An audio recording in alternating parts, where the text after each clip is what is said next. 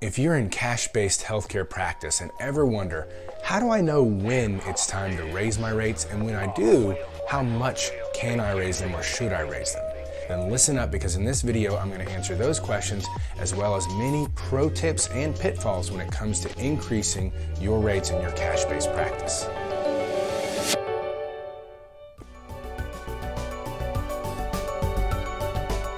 Welcome to today's episode. My name is Jarod Carter. I am a physical therapist, a successful cash-based practice owner since 2010, and the creator of the Private Pay Profit Formula. I help my colleagues just like you to create your own cash-based, out-of-network, or concierge practice so you can end reliance on greedy insurance companies, provide a level of care you are ultimately proud of, and reclaim your profits and your future.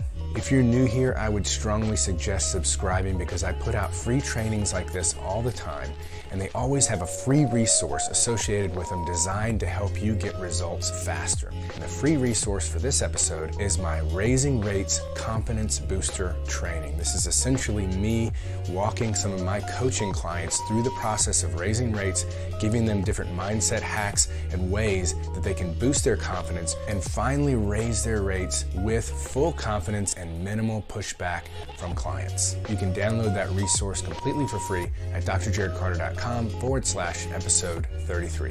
Okay, let's dig in. I'm gonna first just mention the big issue that most practice owners run into when they're looking at raising their rates, and that's fear. And it's so common. I even feel it myself still to this day, over a decade after being in this type of business when it comes to raising my rates. So if you want some really great mindset hacks for that, make sure you get that download that I just mentioned, but also check out episode 32. In the free video training there, I also get into some of the mindset hacks that are going to help to get you over the hump and give you that confidence to move forward and raise rates to an appropriate level without pricing yourself out of the market. Check that out at drjarodcarter.com/episode 32. And the next thing I would say, and this also has to do with alleviating fears, is that raising rates doesn't have to be across the board for all past and current clients at the same time. You can literally, what I call, run the experiment. Run an experiment for the next 10 or 15 people that call in, quote them the new rate that you're looking at raising it to, and see what happens. If you get a massive increase in the amount of no's than you were experiencing at your current cash pay rates, then that's telling you something. But in my experience, when you're already doing a good job of conversions at your current rate, if you raise your rates, and I'm going to explain about how much to raise your rates appropriately, and you continue to execute with the right phone call strategies, the right email follow-up strategies, those kinds of things that are involved in converting that lead into a paying customer, then most of the time you are going to find that your conversions don't change. You just make more money. So when in doubt, run the experiment, and if it tells you that it's too big of an increase, just go back to where you were or raise it a little bit less and continue the experiment at a slightly smaller increase in your rates. So I get asked about raising rates quite a lot, and there are a few key questions or common questions that I get. And one is, how do I know when to raise my rates? I know that I'm priced too low. Maybe they're only charging $99 and clearly you should be in the 3-figure range. But when do I do it? Do I wait until the middle of the year or at the very beginning of the year, and that's 4 months from now? No, you don't have to wait. You can do whatever you want. It's your business. And again, if you're not raising the rates on all customers at the same time, the people that are calling in as new patients, they're not gonna know when this rate change occurred. So when you've made the decision you need to raise your rates, you've decided on a rate that you're going to bring it up to, just get started. Start that experiment. And I've not once had my coaching clients who have done that and gotten started right away and thought, man, I really wish I would have waited till January 1, because they were making all that extra money all those months before that point. So you don't have to wait. Now, another part of the when do I know to raise my rates question is, when can I be confident? What are the things that tell me that I actually should increase my rates?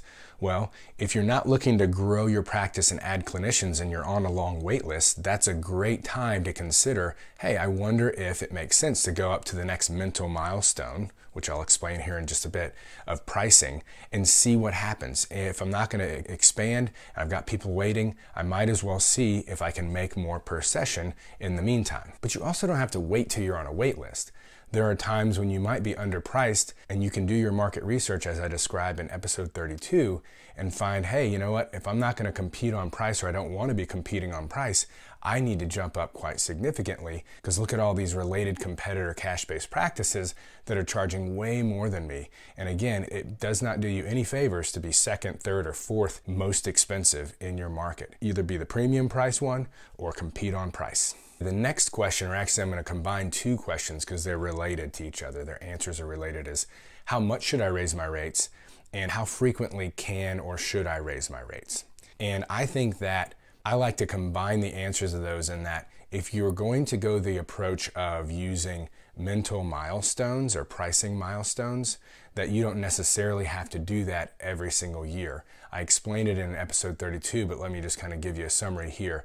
Essentially, there are pricing decision mental milestones in our customers and in ourselves. We're all the same. And really those are $100, $150, $200, $250, and so on. And what really happens there is that once you've broken just above one of those milestones, there's not a huge difference in who's going to say yes to $110 and who's going to say yes to $145 or $149. In other words, you're leaving a lot of money on the table if you were at 99 and you go to 110, right? In that case, if you're using this strategy of pricing milestones, you might as well go up to just underneath the next milestone.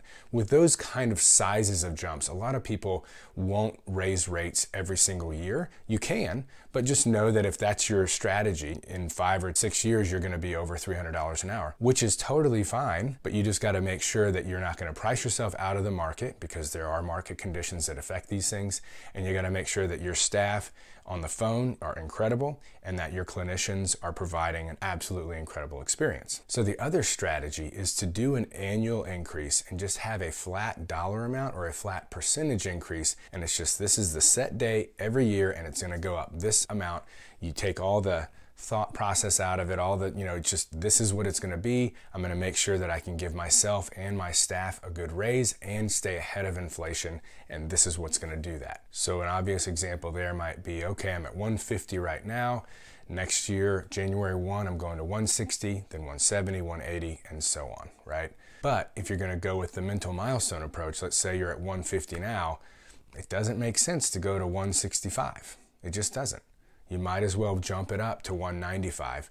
And if it freaks you out going above 200, you can stay at 195 for a few years. There's two other things I want to cover. Now and again, I get the question, can I raise my rates more than once in a year? Maybe they were really priced low, they raised it up, they didn't get any pushback, and they're like, I want to keep going, I want to raise it again. Whatever the case may be, the answer is yes, you can. I wouldn't necessarily suggest doing multiple raises every year by any means, but if you were really low priced and for whatever reason you need to make a second jump in the same year, you can do that. Now finally, I want to talk about kind of a pitfall or a logistical error that sometimes practice owners make over time as they're raising their rates. Sometimes they're kind of afraid, they've got loyal customers they're afraid they're going to lose, or they don't want to offend them, and so they kind of keep certain customers at their previous rates for the foreseeable future. So they might have had people starting at $99, and then they still, 2 years later, they've raised their rates 2 or 3 times, and they're charging $195 or $150, and there's still a handful of people that are paying them $99. The problem with that is, one, word can kind of get out. If you're getting a lot of word of mouth referrals, and they're like, yeah, it's only 99 bucks a visit, and they call and you're like, yeah, it's $195. Then they're like, whoa, what's going on here? But a more common issue that comes from that is that you have multiple price points. It makes not just your bookkeeping really confusing, but your super bills and your fee schedule are a real problem. It is best practices to operate from a single fee schedule. All of your super bills, all the CPT codes that you give, on those super bills should have the same amount, whether you're charging the person $99 total or you're charging someone $150 total. And you have to do all these discounts. Every time you raise your rates, you have to use these new discounts as line item discounts to bring it back down to those people that you've grandfathered into that previous rate and kept them there. So over time, if you have multiple people paying multiple things and you're really trying to stick with the best legal practice of a single fee schedule on all the super bills, it becomes really really confusing for you or your admin, whoever's creating those super bills, to adequately and appropriately discount down to the rate that each person is on. So bringing everyone up to the new rate, whether at the time of the rate increase or within a month or two, is really, really important, I think, logistically and for the sanity of your administrator. So again, if the idea of raising your rates freaks you out, you know how much you need to raise it, you know how frequently you want to raise it, but it's still really hard to do it, it's hard to get yourself to run that experiment, make sure you download that free confidence booster training at drjarodcarter.com/episode 33, and I'll see you in the next episode.